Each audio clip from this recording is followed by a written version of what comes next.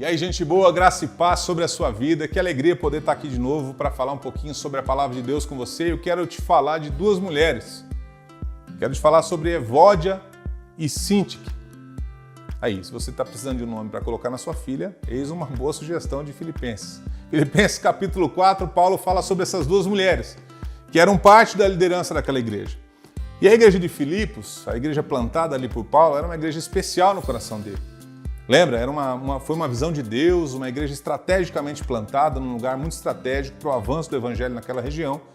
E Paulo tinha um carinho muito grande por aquela igreja. Paulo tinha um apreço, tinha uma relação muito forte com aquela igreja. Tanto que ela é uma igreja que foi muito influente no seu movimento missionário. Foi uma igreja companheira de Paulo.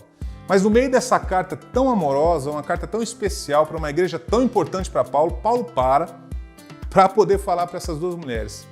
Rogo a Evódia e Síntique que pensem concordemente no Senhor, porque elas me foram úteis no ministério e agora estão aí, vivendo essa dissensão, vivendo essa dificuldade, vivendo esse problema. E aí minha cabeça começa a imaginar algumas coisas, né? Eu começo a pensar como que era aquele contexto. Talvez existia ali um grupinho da Evódia, talvez aquelas mulheres ou homens que estavam do lado de Síntique, que havia uma pequena dissensão, uma pequena separação na igreja de Filipos. Você já viu alguma coisa parecida nos dias atuais? Muitas vezes acontece isso, irmão. Muitas vezes, por causa de pequenos detalhes na história, a gente acaba separando o corpo. A gente acaba criando algum tipo de dificuldade para andar em unidade, para pensar concordemente, para pensar a mesma coisa. Porque apesar das nossas diferenças, apesar de quem somos, apesar do pecado que estragou a história da humanidade, a cruz de Cristo é a única capaz para unificar o corpo, para fazer eu e você sermos um. Ei, você é meu irmão, nós somos um em Cristo. E apesar das nossas diferenças, Deus nos chama para pensarmos concordemente, para que o evangelho avance, para que a gente não perca tempo com as pequenas coisas, com as picuinhas, com as dissensões, com as coisas tolas. Irmãos, tem tanta discussão tola na igreja. Tem gente que discute por causa de decoração na igreja, por causa da forma disso ou daquilo, estilo de doutrina, estilo de liturgia. Irmãos, são mais de 16 mil etnias espalhadas pelo mundo. Dentro dessas 16 mil etnias existem 7 mil povos não alcançados.